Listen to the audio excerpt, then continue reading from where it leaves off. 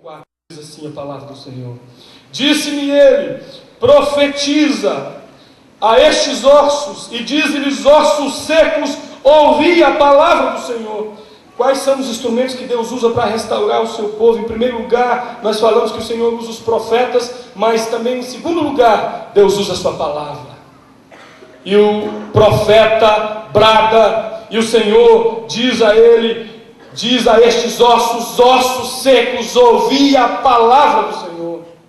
O número de evangélicos cresce no Brasil cada vez mais, mas o impacto desse crescimento não se faz notório. O que é que está acontecendo então? Será que nós não temos negociado a palavra de Deus? O analfabetismo bíblico tem gerado um monte de ossos.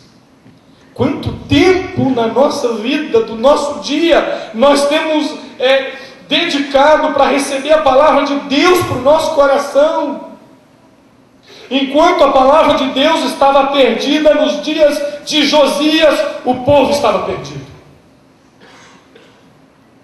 Não há avivamento, meus irmãos, sem palavra. Não há despertamento espiritual sem Bíblia.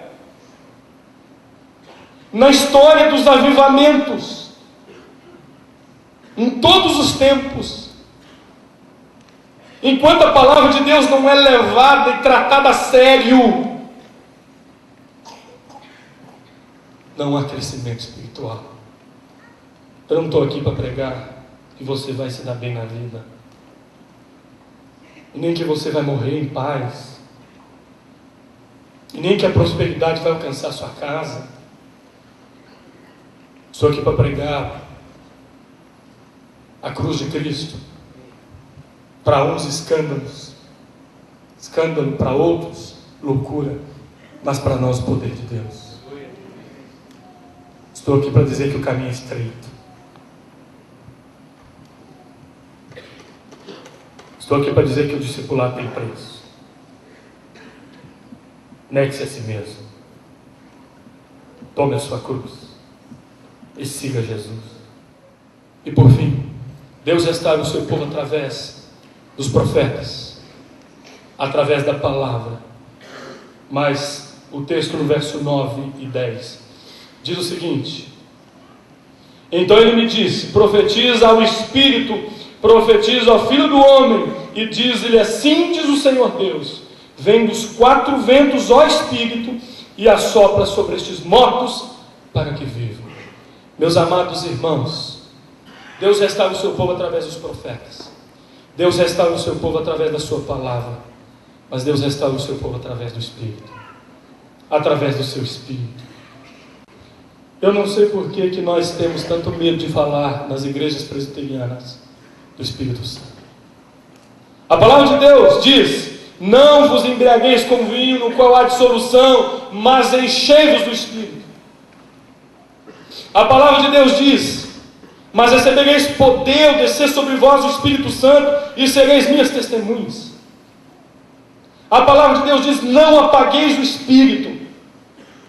E agora o Senhor levanta o profeta e diz, olha, profetiza aos 4 cantos da terra, profetiza o Espírito, porque eu porei o Espírito nesses ossos secos e eles viverão. Depois que Jesus morre, ressuscita e é assunto aos céus, nesse intervalo, eles estão tímidos, medrosos, com o coração cheio de preocupação, sonhos estagnados. Mas quando esses discípulos veem o Senhor ressurreto, o Espírito toma a vida destes homens e eles nunca mais são os mesmos.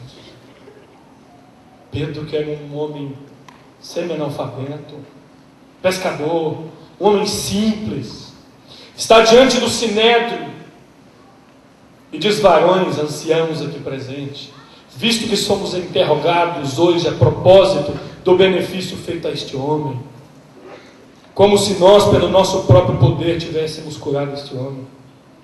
Esse Pedro é tomado pelo Espírito de Deus, e quando ele termina de falar no sinédrio, Diz o verso 13 do capítulo 4 de Atos: ao verem a intrepidez de Pedro e João, sabendo que eram homens iletrados, incultos, admiraram-se e reconheceram ter eles estado com Jesus.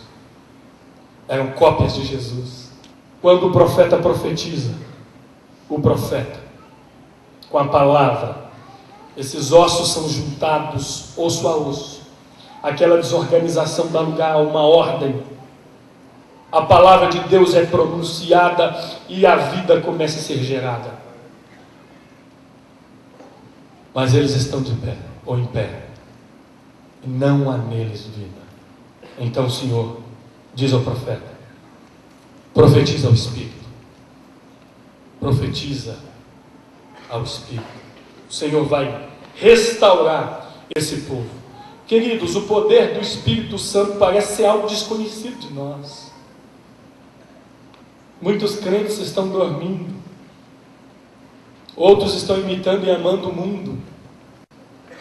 Não estão tratando seriamente o pecado, estão flertando com o pecado. Estão apáticos às coisas de Deus. Aquilo que Paulo diz: não apagueis o Espírito. Só tem uma gotinha do Espírito porque há uma habitação permanente do Espírito Santo.